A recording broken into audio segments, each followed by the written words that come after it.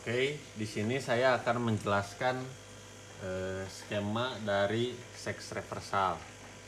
Bagaimana si ikan bisa kita arahkan perkembangan organ reproduksinya, perkembangan gametnya menjadi jantan atau betina.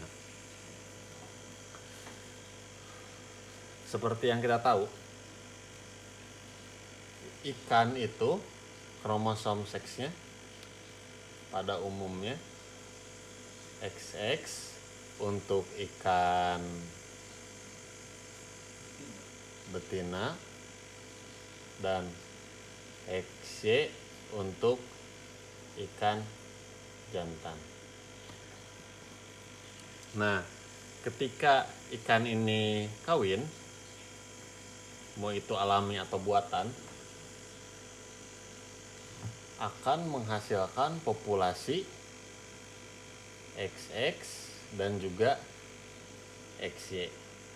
XX dan XY ini merupakan warisan dari parentnya, dari orang tuanya.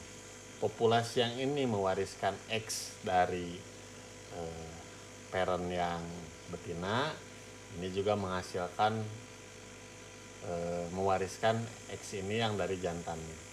Terus untuk populasi yang ini juga sama, dia mewariskan X dari betina dan mewariskan Y dari jantannya. Ikan ini akan berkembang. Kita sebut saja misalkan ini adalah embrio atau ketika terjadi pembuahan. Ya. Ketika terjadi pembuahan, ketika sperma masuk ke dalam sel telur, ini sudah diwariskan gen seksnya itu ke populasi yang ini dan populasi yang ini. Berarti ada yang terwariskan XX, ada yang terwariskan XY. Nah, XX ini gen seks ini dia nanti akan menghasilkan hormon, ya, estrogen. Yang ini akan menghasilkan hormon androgen.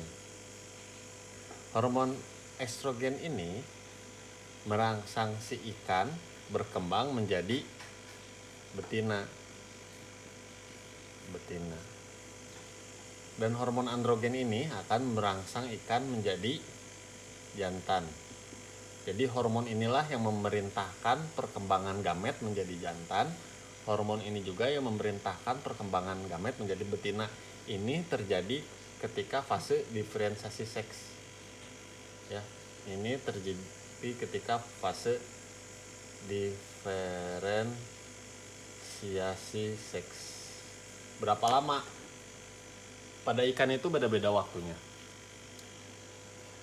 Jenisnya, tergantung jenisnya. Waktunya sekitar 25 sampai 60 hari. Sampai 60 hari baru si ikan kelihatan dia jantan dan betina. Jadi kalau kita garis tarik lurus begini ya, antara 0 hari sampai 60 hari di sini. Nah, di sini itu ikan sudah jelas apakah dia akan menjadi jantan atau menjadi betina. Ini fase diferensiasi seks. Sebelum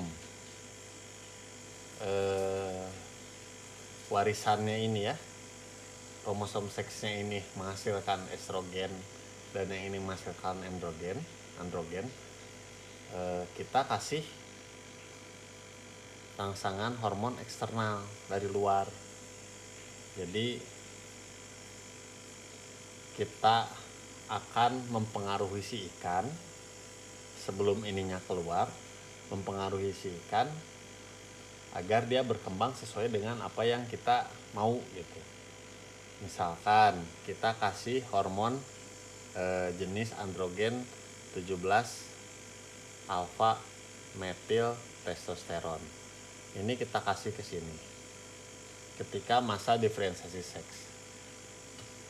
Karena si ikan ini merespon hormon eksternal yang kita kasih, ya, sebelum warisannya ini ya, sebelum kromosom seksnya ini menghasilkan hormon sendiri,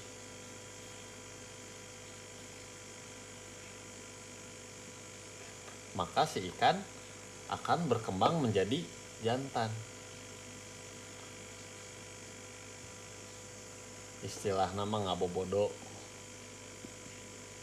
akan berkembang menjadi jantan. Tapi kromosom seksnya masih tetap sama. Dia masih dengan kromosom seks XX, dia masih dengan kromosom seks XY. Ya. Ini dilakukan ketika fase diferensiasi seks. Makin tua umur si ikan, makin sulit untuk diarahkan perkembangan gametnya. Jadi kita melakukannya ketika embrio dengan perendaman dipping, ya. Setelah yolk habis, kita lanjutkan dengan oral dengan pemberian pakan selama 1 bulan, selama 28 hari,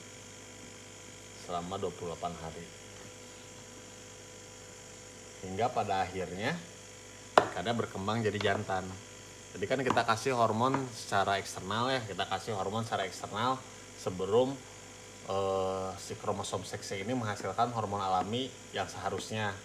Ini kan si betina ini harusnya selama perkembangan ini, normalnya ya, selama perkembangan ini karena dia betina, jadi kan yang keluarnya androgen ya, estrogen, yang keluarnya estrogen. Ini kan dia keluarnya estrogen, kalau normalnya estrogen berkembang karena merespon estrogen yang dihasilkan secara alami dari kromosom seksnya, lalu jadilah betina.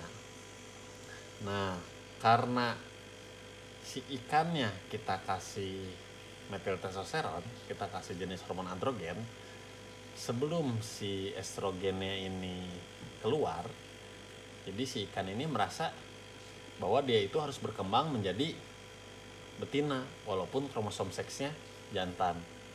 Ya. Dikasih dipping nih, berkembang menjadi betina, saya betina, padahal kromosom seksnya dia jantan.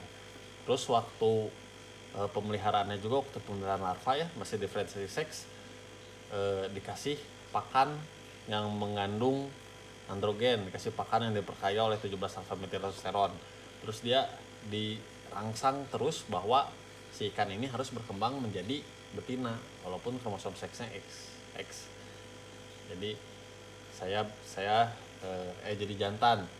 Saya jantan padahal kromosom seksnya XX. Jadi kurang lebih seperti itu untuk skemanya.